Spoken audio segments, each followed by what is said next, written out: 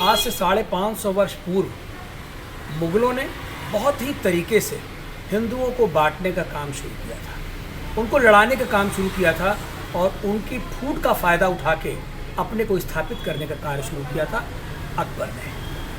यह शुरू तो जहांगीर के समय से ही हो गया था, लेकिन इसको अकबर के समय में और दृढ़ता और प्रतीकता प्राप्त हुई, क्योंकि उन्होंने लड़ाने का काम किया, किसी के घर में विवाह करके, किसी का कब्जा करके, और उन्होंने कभी हिंदुओं को सम्मान नहीं दिया।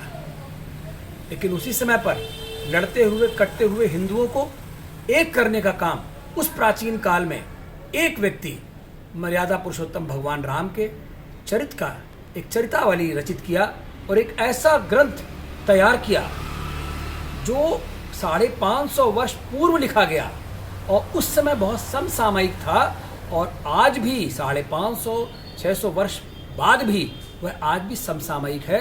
उस महान ग्रंथ का नाम था रामचरितमानस, और उस महान रचयिता का नाम था, जिसने महान रचना की, वह हनुमान भक्त मर्यादा पुरुषोत्तम भगवान राम के आचरण को हूबहू उतारने वाले गोस्वामी तुलसीदास जी। उन्होंने रामचरितमानस लिखा। उन्होंने रामचरितमानस की जो रचना की उसको बाएं से दाएं, उसके ऊपर जो रामचरितमानस लिखा वो ऊपर बाएं से दाएं नहीं लिखा, उन्होंने वर्टिकल लिखा रामचरितमानस, अर्थात कि जिसका मानस शुद्ध होगा, जिसका हृदय पाक होगा, शुद्ध होगा, वही भगवान राम की आचरण को, भगवान राम को अपने हृदय में धारण कर पाएगा और वही इस रामचरित को समझ पाएगा।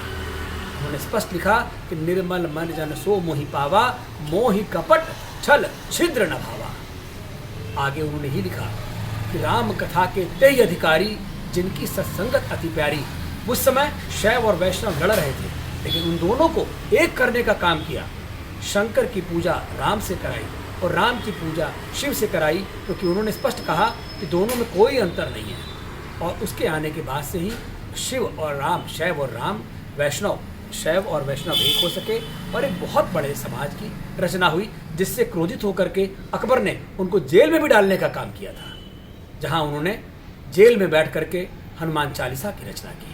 तो ऐसे विषयों को हमें समझना चाहिए, अपने ग्रंथों के बारे में जानना चाहिए। मुझे लगता है कि यह बहुत समसामयिक है, बहुत मर्यादित है। आज भी